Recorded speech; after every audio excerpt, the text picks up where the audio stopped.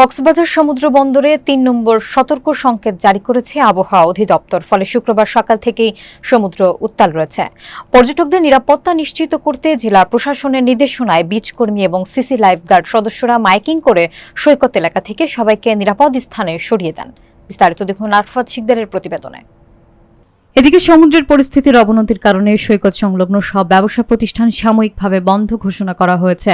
অন্যদিকে উপকূলীয় ঝুঁকিপূর্ণ এলাকাগুলো যেমন সমিতিপাড়া, কুতুবদিয়াপাড়া, নাজিরহাট, লাইট হাউস এবং পাহাড়তলী তথা অন্যান্য গ্রাম অঞ্চলে জেলা প্রশাসনের পক্ষ থেকে মাইকিং করে স্থানীয়দের নিরাপদ আশ্রয় কেন্দ্রে যাওয়ার জন্য বারবার নির্দেশনা দেওয়া হচ্ছে। জেলা প্রশাসক সকলকে সতর্ক থাকতে এবং নির্ধারিত আশ্রয় কেন্দ্রে অবস্থান নিতে আহ্বান জানিয়েছেন।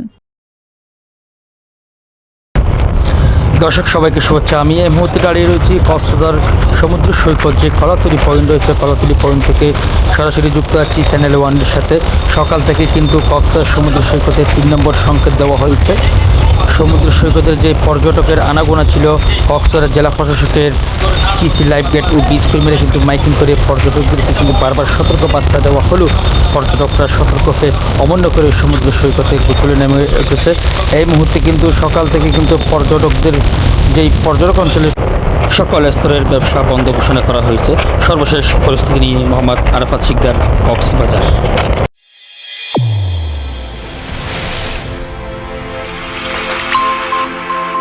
চ্যানেল A1 হৃদয়ের স্পন্দন।